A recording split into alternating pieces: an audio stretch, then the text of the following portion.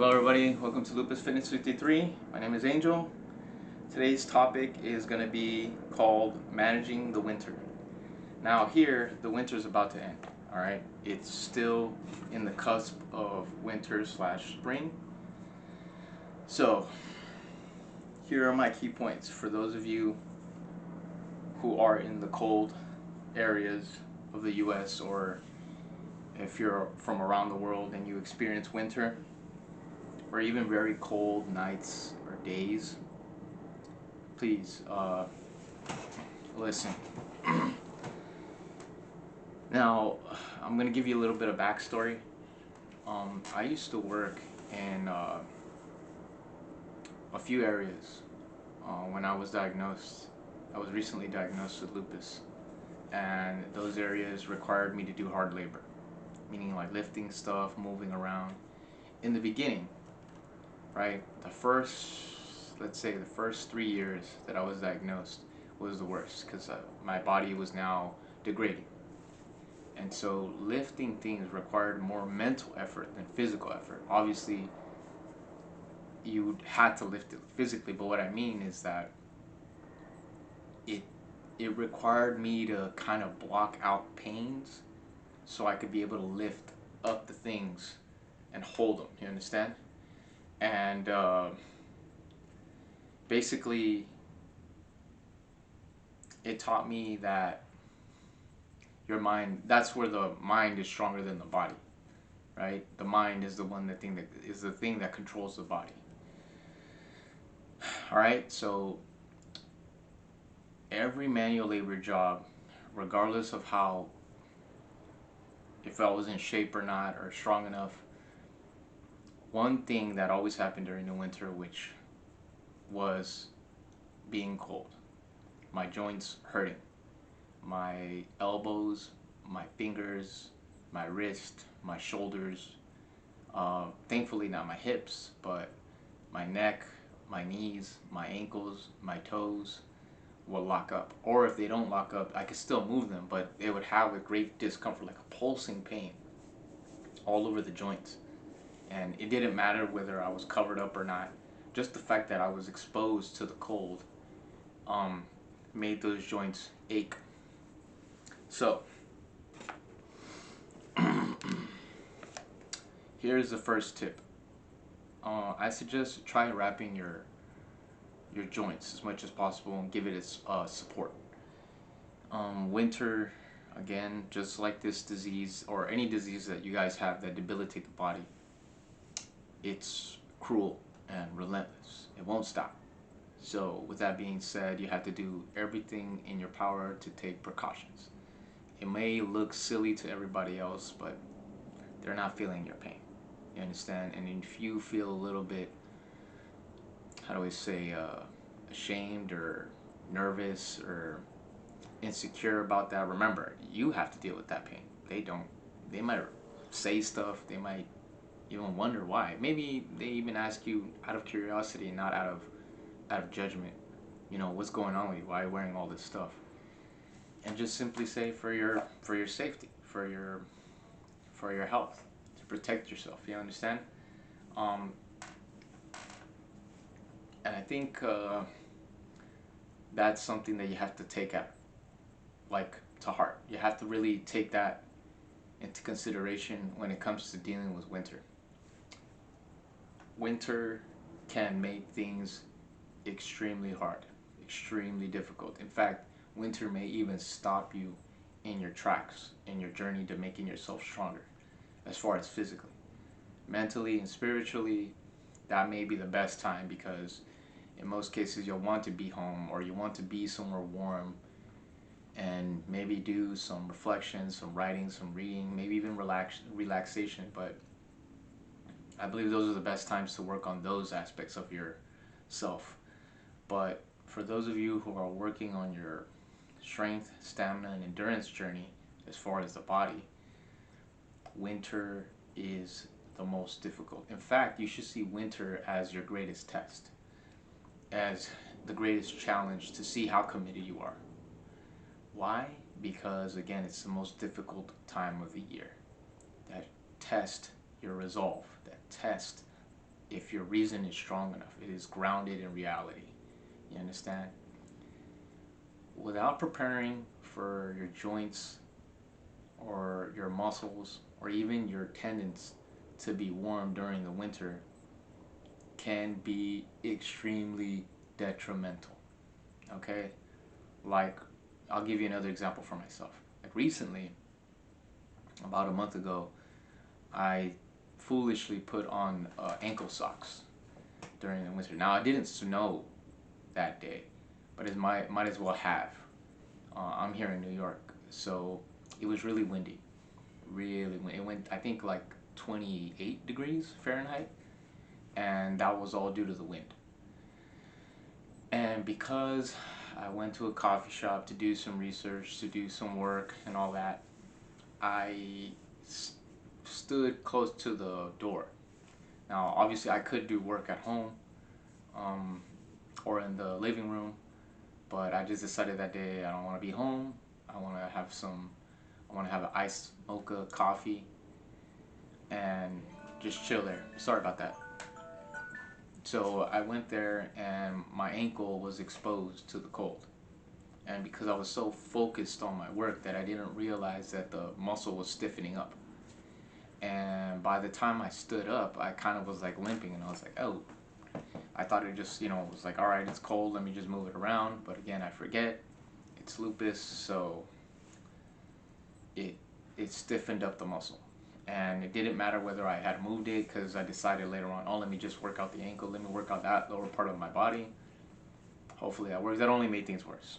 It inflamed the muscle and it inflamed the joint. So now I'm limping. I was limping for about like 4 days. Not fun. And that's an example of like how winter can affect you guys. Now, for some people, it could be the shoulders. I know this girl back in California. She was luckily she had her baby after she was diagnosed with lupus, but she experienced shoulder pain. She would experience like joint pain and discomfort or joint ache from the winter on her shoulder, and she would have a hard time kind of moving the arm around. She would kind of like she would try to avoid doing anything with this. This is her right, yeah, her right arm. But other than that, I don't think I've ever heard her complain anything about anything else. But it was always that shoulder. And when you build the muscle around those joints, it could still function properly, just not as well. But it's better than being not as strong and now you're not able to properly do things, that like not properly able to walk or not walk, period.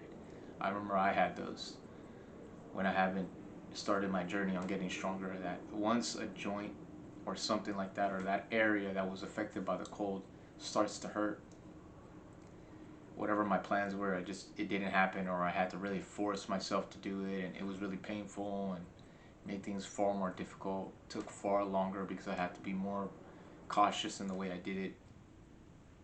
Yeah. Anyways, so yeah, debilitating. It's debilitating when you get cold joints, cold muscles, cold tendons. Not fun. It's essential. That's a crucial part that you have to take into consideration when winter comes, and therefore, when you've gained enough strength, enough muscle, enough stamina and endurance, especially endurance, because it's going to be an endurance test at this point. You could still have the strength to move around, but eventually, it's, how do I explain it? Winter exposes your weak points, and when you are aware of those weak points, the areas that hurt you the most, those are the areas that you have to work on the most.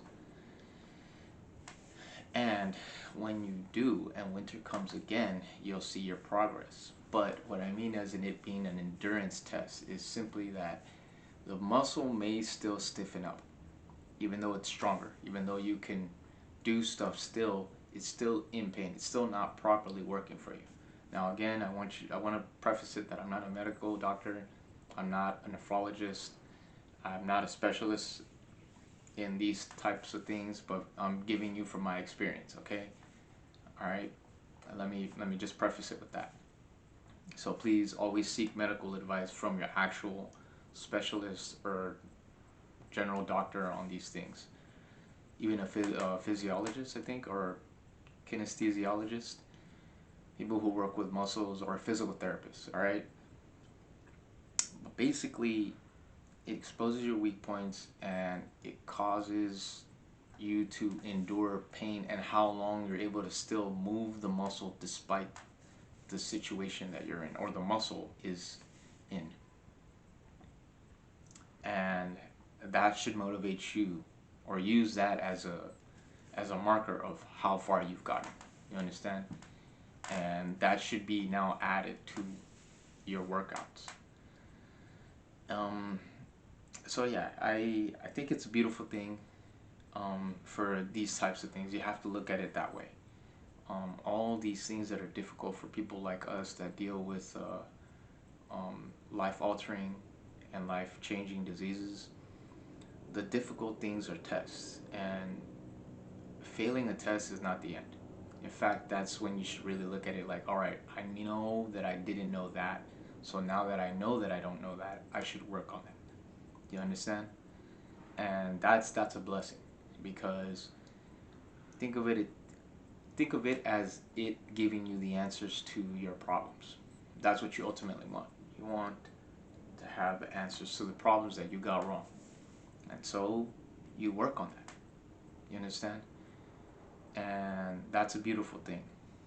Now, some of you may disagree with me. I know I used to be, if I was my old self looking at my videos now, I'd be like, shut up. But it's the truth. We can't deny the truth, man. Going through these difficult times is a test of what you should work on. Again, it's exposing your weak points. Winter is an endurance test, and it's a mental test to test again your resolve and your reasons for as to why you're on this journey. Okay?